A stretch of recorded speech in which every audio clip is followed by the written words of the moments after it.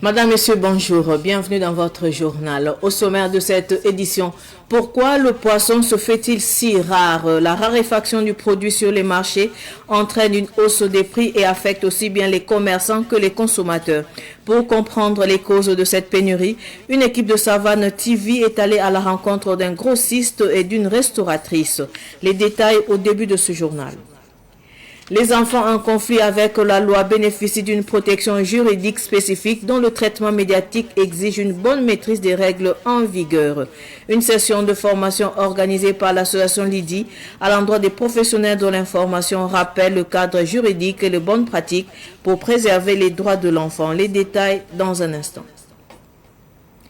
Le poisson, principale source de protéines pour de nombreux ménages burkinabés, se fait de plus en plus rare sur les marchés.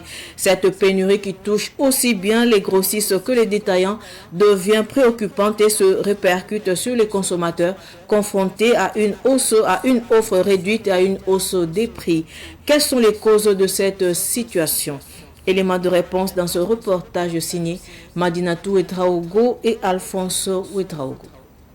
Le poisson, cet animal vertébré très apprécié des Burkinabés, est devenu une denrée rare dans la capitale.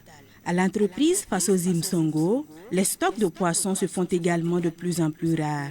Les activités de cette entreprise qui s'approvisionne en poissons depuis le Maroc tournent au ralenti depuis 3 mois, ce qui contribue à l'indisponibilité du produit au sein de l'entreprise selon Issouf Sangaré, commercial.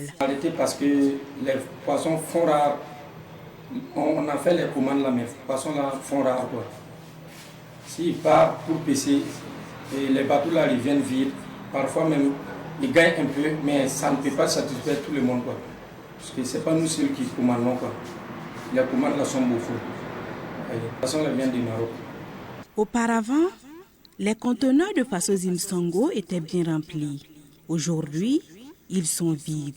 La pénurie peut aussi s'expliquer par la question de la reproduction des poissons qui dure environ 4 mois. Notre stock là, si ça remplit, ça peut prendre 120 tonnes comme cela. Parce que les reproductions là, ça peut prendre au moins 4 mois comme cela. Vous voyez, non? C'est ça qui fait que c'est comme cela. Parce que nos fournisseurs là aussi, eux, ils ont peur. Parce que vous avez appris qu'ils ont brûlé des camions au Mali là.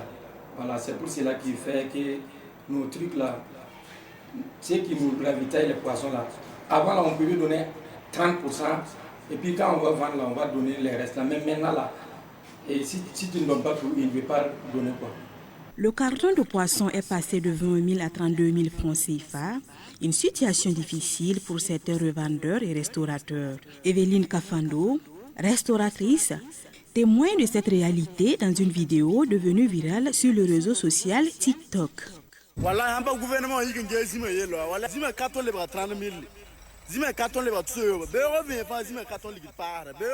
est devenu cher. Avant, nous on payait le carton à 22 000. C'est devenu 33 000. Sur une seule carton, c'est 10 000 qu'on n'a pas remonté. On s'en sort pas, voilà, c'est très cher. Avant, le poisson, là, on coupait 300, 500, 700. C'est devenu 500, 700, 800 000 francs. Pour avoir un bon plat de sécurité, il faut 1000 francs en allant. Il existe plusieurs espèces de poissons. Les plus consommés au Burkina sont notamment la carpe et le chinchard. Mais aujourd'hui, ces poissons ont vu leur prix augmenter. Le chinchard particulièrement se fait de plus en plus rare. La première fois, même comme c'est là, c'est carpe là même qui manquait. C'est pas les chinchards et puis les maquereaux. Mais maintenant la carpe là, il y en a, mais chinchard et puis maquereau là, on en trouve rarement. On fait venir maquereau, chinchard, thon et puis dorade. Il y a quelques mois, on vendait ça à 22 000, 21 000, parfois même si quelqu'un voulait beaucoup même là. Puisque nous, on vend en gros aussi. On pouvait donner à 20 000 même. Les nous ne comprennent pas. Ça, un matin, le poisson devenait 28 000, le lendemain 30 000. Et au fur et à mesure, c'est devenu 32 000. Donc voilà, on s'en sort. Si on peut revoir les prix. Par exemple, le crabe là, on payait avant le kilo à 1 500. C'est devenu 1 750, d'autres même vendent à 2 000 francs. Donc on s'en sort. Souvent là, on coupait le poisson à la moitié Vous prenez un poisson divisé en deux, on vendait 750. C'est devenu 1000 francs. Et puis l'entier là, nous on vendait ça à 2000, 2500. Là ça commence à partir de 2500, 3000 euros. Alors vraiment on s'en sort. Si on peut revoir les prix. Pour s'approvisionner, certains clients doivent faire la queue. Face à cette situation, Evelyne Kafando préfère parfois acheter son poisson auprès des détaillants. Il n'y a même pas de poisson. Il n'y a même pas de poisson. Ça ne vient pas comme avant. Maintenant, il faut te lever à 4h du matin, aller prendre le rang, prendre le ticket pour revenir vers les 6h, 7h pour pouvoir avoir le poisson. Donc c'est un peu compliqué. Parce que c'est devenu chez d'autres même bien, même pour payer, même c'est tout un problème. Tu vas parler jusqu'à quand ils vont payer. Donc c'est un peu compliqué pour nous. Si on peut revoir les prix, on a ça beaucoup de Grossistes, revendeurs et consommateurs interpellent les autorités sur cette situation de pénurie de poissons. Parlons à présent de défense et de sécurité du territoire national. Le cadre sectoriel de dialogue défense-sécurité adressé hier mercredi à Ouagadougou. Le bilan à mi-parcours de l'année 2026 au 30 juin. Le taux d'exécution physique des actions a atteint 42,85% pour une exécution financière de 29,52% d'un budget prévisionnel de plus de 84 milliards de francs CFA. Sur le terrain, les autorités ont dit avoir mis en avant le renforcement des capacités d'efforts de défense et de sécurité avec le recrutement et la formation de nouveaux volontaires pour la défense de la patrie, l'intensification des opérations de sécurisation et le démantèlement de plusieurs réseaux terroristes. Selon le ministre Mahamadou Sana, ces actions ont contribué à porter le taux de reconquête de sécurisation du territoire national à 74,53%. Toutefois, le gouvernement reconnaît que l'insuffisance et le déblocage tardif des ressources ainsi que la persistance des défis sécuritaires continuent de freiner l'exécution de certaines activités. Je le disais également dans les titres, mieux informer pour mieux protéger les enfants en conflit avec la loi. C'est l'objectif de l'atelier de renforcement des capacités organisé par l'association Lydie avec l'appui de son partenaire Eric's Development Partner au profit des professionnels des médias. Une initiative destinée à renforcer la maîtrise du cadre juridique burkinabé et à promouvoir un traitement médiatique respectueux des droits de l'enfant. Écoutons Emma Paré, directrice de la justice juvénile. Par les contenus des informations que vous diffusez, vous impactez réellement la lutte contre la délinquance juvénile.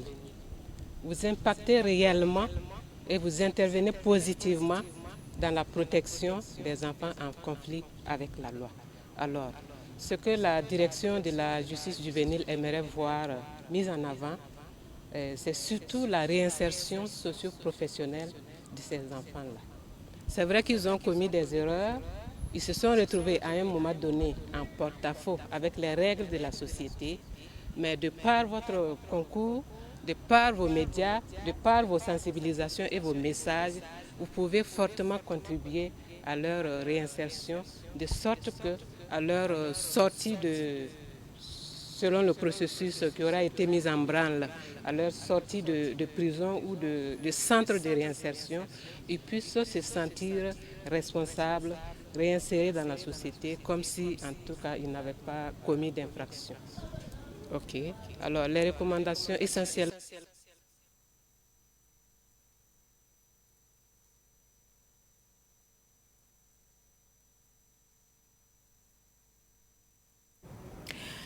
Tout autre sujet à présent, double cérémonie ce mardi à l'école EDI de Nagreongo Koudougou. Il s'agit de la célébration de l'excellence scolaire et une remise de trophées et de vivres au guérisseur Saïdou de Nagreongo par la jeunesse du BAM composée d'orpailleurs. La cérémonie a mobilisé les populations de la commune de Nagreongo et environnante de Nagreongo pour honorer les élèves, les enseignants et le guérisseur Eladj Saïdou Bikienga. Les détails avec Sibli Nankelse. Ils sont élèves et enseignants et se sont distingués par leur travail et leur engagement. Ils ont été récompensés au cours de cette cérémonie dédiée à l'excellence. Parmi eux, l'enseignante Zenabou Zongo de l'école de Mangatenga qui a été la meilleure enseignante de la commune. Elle a reçu une moto et exprime sa satisfaction. Franchement dit, les mots me manquent. Je suis vraiment satisfaite, contente, émue de joie et je remercie aux donateurs. Que Dieu lui donne longue vie et qu'il continue à nous venir en aide aux enseignants et aux élèves. Une manière, selon les organisateurs, d'encourager les efforts consentis dans le domaine de l'éducation. Les responsables de la SEP de Nagrengo ont élevé le guérisseur au rang d'ambassadeur de l'éducation. Aujourd'hui, c'est l'excellence communale et à cette occasion, nous avons bien voulu élever Malgrnaba au rang d'ambassadeur de l'éducation parce que vraiment tout son apport au niveau du système éducatif est vraiment innombrable.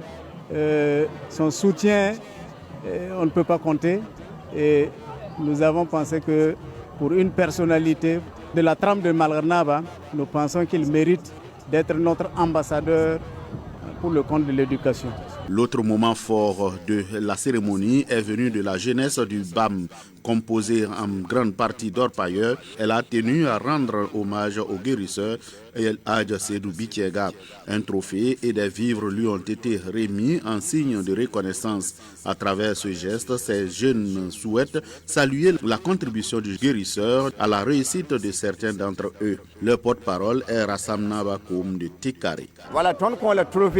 Nous lui avons donné un trophée parce que nous reconnaissons son mérite dans le savoir qu'il a depuis plus d'un demi-siècle. Ce trophée que nous l'avons décerné constitue notre reconnaissance pour toutes ses actions de bienfaisance.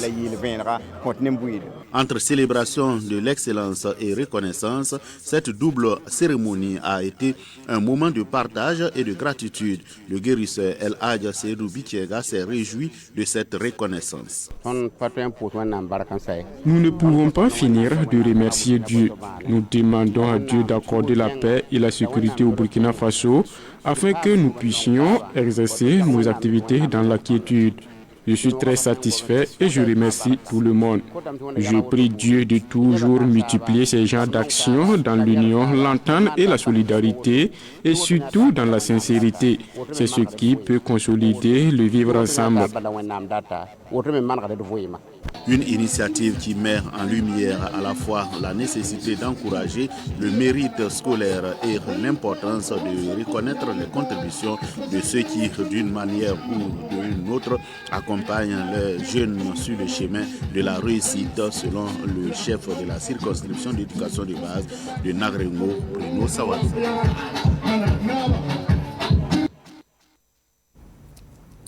Avant de clore cette édition d'information, foi et action sociale sur le terrain, c'est possible. C'est ce qu'a fait les jeunes des Assemblées de Dieu à Bobo Dioulasso. La deuxième édition du camp missionnaire des jeunes des Assemblées de Dieu s'est achevée sur un bilan satisfaisant selon les organisateurs. Pendant 4 jours, ces jeunes ont sillonné plusieurs villages pour apporter aide matérielle, mettre en œuvre des projets d'eau potable et soutien spirituel. Le point avec Nongasida Thomas Sondo de Savane Média Ouest. Des champs, une énergie débordante, mais surtout une mission claire. À Bobo Dioulasso, des milliers de jeunes ont troqué leur confort quotidien pour 4 jours d'immersion totale au cœur des réalités rurales. Déployés dans 7 villages sur l'axe Tussiana, ces participants sont allés à la rencontre des familles. L'objectif, porter un message de foi, mais ainsi prendre le pouls des besoins locaux.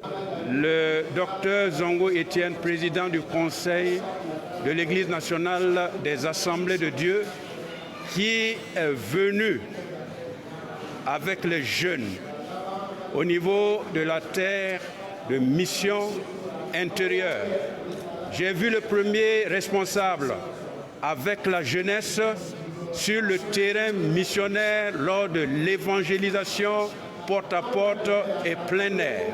J'ai vu le premier responsable, oui, dans une église missionnaire que nous avons accompagné efficacement. Encore, qu'est-ce que je peux espérer? Car sur le terrain, le discours spirituel s'accompagne d'actes concrets, remises de matériels divers, projets de forage pour l'accès à l'eau potable et inauguration d'un nouvel édifice religieux à Mahon. Les jeunes entendent laisser une empreinte durable dans chaque localité traversée. Le bilan est tellement énorme qu'on ne peut pas citer ce qu'on a eu comme bilan ici, parce qu'on trouve que tout a été bien organisé. Il y a bâtir une église pour un pasteur, construire une maison pour son logement et avoir un forage pour permettre au pasteur de pouvoir bien s'en sortir avec sa famille en utilisant l'eau de forage pour faire du jardin.